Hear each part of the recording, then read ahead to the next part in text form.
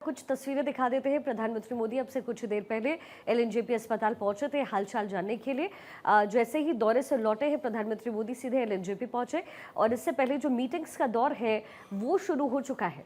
CCS के साथ भी मीटिंग प्रधानमंत्री मोदी करने वाले हैं और फिर कैबिनेट की मीटिंग होगी, लेकिन उससे पहले एलएनजेपी अस्पताल पहुंच करके जो घायल हैं उनसे उनका हालचाल जानते हुए प्रधानमंत्री मोदी की ये तस्वीर दिल्ली के एलएनजेपी अस्पताल से मिल रही है।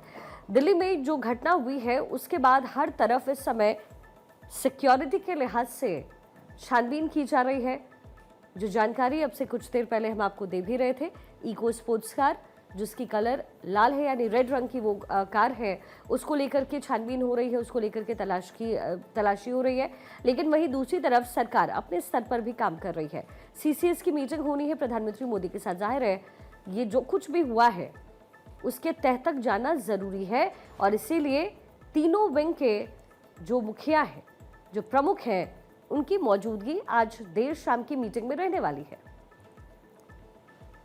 तो दिल्ली के एलएनजेपी अस्पताल में प्रधानमंत्री मोदी ने घायलों से मुलाकात की। 24 से ज्यादा लोग घायल थे जिन्हें एलएनजेपी अस्पताल में भर्ती कराया गया था और भूटान से लौटने के बाद प्रधानमंत्री मोदी एयरपोर्ट से सीधे एलएनजेपी हॉस्पिटल पहुंचे। घायलों का हालचाल जाना, उनके शीघ्र स्वस्थ होने की कामना की है। साथ ही साथ उन्होंने कहा है कि जो भी दोषी हैं उन्हें किसी भी कीमत पर किसी भी हाल में बख्शा नहीं जाएगा। दिल्ली ब्लास्ट केस की जांच जारी है। इस बीच भूटान दौरे से लौटते ही प्रधानमंत्री मोदी एलएनजेपी अस्पताल पहुंचते हैं, जहां पर पीएम मोदी ने दिल्ली ब्लास्ट में घायल हुए लोगों से मुलाकात की। इस दौरान पीएम मोदी ने सभी घायलों से बातचीत की और उनका हालचाल जाना। साथ ही सभी घायलों को सरकार की ओर से हर संभव मदद भरोसा दिलाया है। पीएम मोदी ने अस्पताल में दिल्ली ब्लास्ट के घायलों का इलाज कर रही डॉक्टर्स की टीम से भी मुलाकात की, उनके स्वास्थ्य के बारे में जानकारी ली है।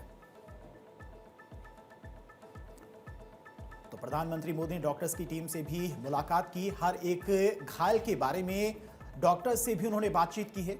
कब तक रिकवर हो जाएंगे, घायलों का क्या हालचाल है, कितना समय लगेगा, इसको लेकर उन्होंने डॉक्टर से भी बातचीत की है। और दिल्ली ब्लास्ट में घायल हुए पीड़ितों से मुलाकात के बाद प्रधानमंत्री मोदी ने अपने सोशल मीडिया एक्स पर पोस्ट भी किया। इस पोस्ट में पीएम मोदी ने स्पष्ट शब्दों में कहा है कि इस दिल्ली ब्लास्ट के साजिशकर्ताओं को बख्शा नहीं जाएगा। पीएम मोदी ने कहा कि मैंने दिल्ली ब्लास्ट के पीड़ितों से मुलाकात की और सभी के शीघ्र स्वस्थ होने की प्रार्थना करता हूं।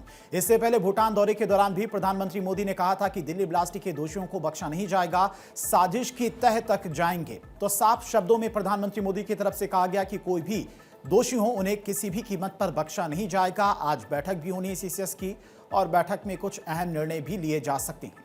तो दिल्ली ब्लास्ट को लेकर आज पीएम मोदी की अध्यक्षता में सीसीएस की एक बैठक भी होनी है। सीसीएस की बैठक में दिल्ली ब्लास्ट केस में अब तक हुई जांच और इस केस से संबंधित सभी पहलुओं पर चर्चा होगी।